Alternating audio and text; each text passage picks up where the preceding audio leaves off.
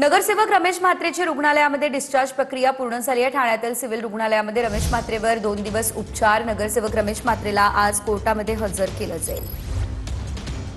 या संदर्भात अधिकची अपडेट घेऊयात आमचे प्रतिनिधी गणेश थोरात यांच्याकडून। गणेश, आपण पाहतोय रमेश म्हात्रेची डिस्चार्ज प्रक्रिया पूर्ण झालेली आहे। एकीकडे कोर्ट सुद्धा भडकलेलं आहे, कोर्टात हजर करण्यासही सांगण्यात आलेलं आहे। पुढे नेमकं काय घडणार आहे?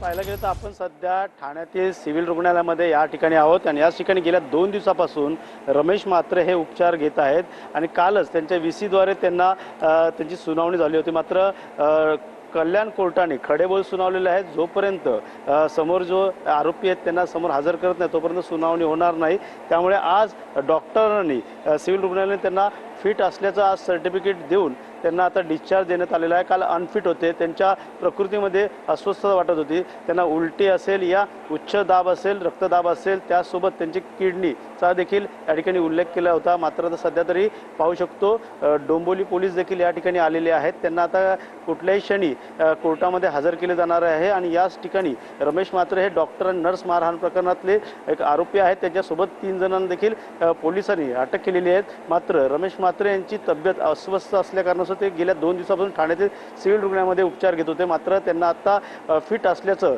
सर्टिफिकेट देऊन त्यांना आता थेट कोर्टामध्ये कल्याण कोर्टामध्ये हजर केलं जाणार। त्यामुळे नक्कीच डॉक्टर आणि नर्स प्रकरणात काल देखील अनेक ठिकाणी आंदोलन झाली होती। मात्र या संदर्भात अनेकांनी निषेध देखील व्यक्त केला होता आणि या संदर्भात आता पाहिलं तर शिवसेनेचे नगरसेवक रमेश म्हात्रे यांच्यावरती आता पक्षाकडनं देखील कशाप्रकारे कारवाई होणार हे देखील पाहणं गरजेचं आहे। मात्र पोलीस देखील पुढची प्रक्रिया कशी पार पडणार हे देखील पाहणं गरजेचं आहे। मात्र गेल्या काही दिवसापासून पाहायला गेलं तर डॉक्टरांच्या या मारहाण प्रकरणामध्ये अनेक जे आहे ते निषेध उमटले होते। मात्र या संदर्भात आता पाहिलं गेलं तर या संदर्भात तुमच्याकडून माहिती घेत राहणार आहोत। तुर्तास धन्यवाद तुम्ही दिलेल्या या सर्व सविस्तर